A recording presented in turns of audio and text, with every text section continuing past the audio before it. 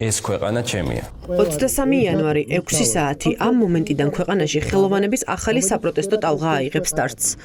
ახალი თეატრის დასის და თეატრალების მიერ ხელისუფლებისთვის წაყენებული ულტიმატუმის ვადა 20 იანვარს ამოიწურა.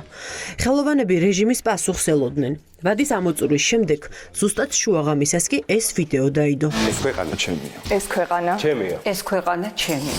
ეს ქვეყანა ჩემია. ეს ქვეყანა ჩემია. ეს ქვეყანა ჩემია.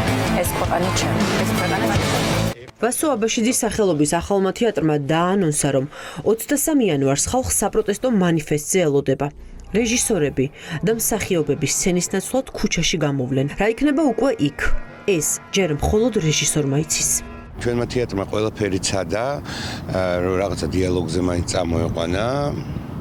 პროკურატურა, მაგრამ როგორც ხედავ, დიალოგი ვერ შედგა, ვერც ულტიმატუმმა ვერაფერი ვერ გააკეთა, ამიტომ 23-ში კიდევ ერთხელ ნახავთ რა ძალა აქვს თეატრს. ეს იქნება ჩვენი თეატრის მანიფესტი, რომელშიც შემდეგში დარწმუნებული ვარ, რომ უკვე შემოგვიერთდებიან ყველა სახელოვნებო სფეროს წარმომადგენელი. საპროტესტო მანიფესტი უკვე მზად არის, სადაც გაწერილია წინააღმდეგობის მეთოდები, რომლითაც პოლიტპატიმრების გათავისუფლების და ახალი არჩევნების ჩატარების მოთხოვნით ბრძოლა არ გაჩერდება. გელოდებით ყველას 23-ში ახალი თეატრის წინ ყველასთვის ესეთი საყვარელი სპექტაკლი და ყველასთვის საყვარელი მსახიობები შეგვხვდებიან. ეს არ იქნება ჩვეულებრივი სპექტაკლი, ეს იქნება ერთგვარი მანიფესტი და ერთგვარი ძალიან ყველაზე სიმბოლური მესიჯი ალბათ ქართული თეატრიდან. ყველაფერი რაზეც ჩვენ სცენიდან საუბრობდით, დღეს უკვე გახდა მნიშვნელოვანი, რომ გარეთ დავდგეთ და არა ეპითეტებით, არამედ პირდაპირ ვილაპარაკოთ. ეს ახალი ტალღა იქნება ჩვენგან წამოსული და მგონია, რომ ამ ტალღას კიდევ უფრო მეტი ადამიანი შეუერთდება და დღეს მთავარია, რომ ჩვენ ბევრი ვიყოთ ერთად და ვიბრძოლოთ ჩვენი მთავარი მისიისთვის, ჩვენი ხმისთვის, ჩვენი ხმის დასაცავად. რეჟიმის მძევალი ანდრო ჭიჭინაძე ახალი თეატრის მსახიობია. ხელისუფლებამ მას გარიგება მამუკა მდინარაძის პირით შესთავაზა. თუ ჭიჭინაძე არ ჩადენილ დანაშაულს დაიბრალებს და მოინანიებს, შესაძლოა გაათავისუფლონ კიდეც. მდინარაძეს სინდისის პატიმარმა ციხიდან უპასუხა. მამუ, ასე იწყება ანდრო ჭიჭინაძის წერილი. მამუ, ძალიან საყვარელი ხარ, მაგრამ არ დაგავიწყდეს, რომ უდანაშაულო ადამიანზე ლაპარაკობ. პროტესტის მონაწილე ასობით მსახიობის სცენას არ უბრუნდება და გაფიცვის რეჟიმშია.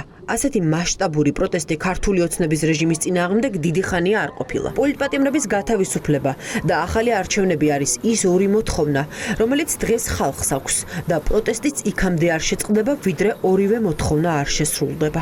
პალინდელი დღე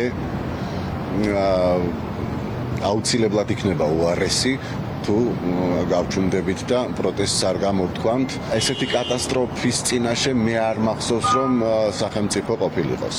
მთლიანად მთელი ჩვენი ქვეყანა უჭირავს ხელში ადამიანს და არაფრით არ უშვებს ხელს, არაფრით არ დებს თავის ადგილზე. ყველაფერს გავაკეთებთ იმისათვის, რომ დავაბრუნოთ ჩვენი ქვეყანა ნორმალურ მდგომარეობაში, იმისათვის, რომ სამართალი იყოს სასამართლოში, პოლიციას კონდეს ლეგიტიმაცია, ხელისუფლებასაც კონდეს ლეგიტიმაცია, ჩვენ დაველაპარაკებით ყველა ადამიანს ამაზე და გავაკეთებთ ყველაფერს იმისთვის, რომ ეს ქვეყანა ყველამ გაიგოს, გავიაზროთ და ვიგრძნოთ, რომ ეს ქვეყანა არის ჩვენი. აღმაშენებლის გამზირი 23-ში საპროტესტო მანიფესტის ეპიცენტრი გახდება.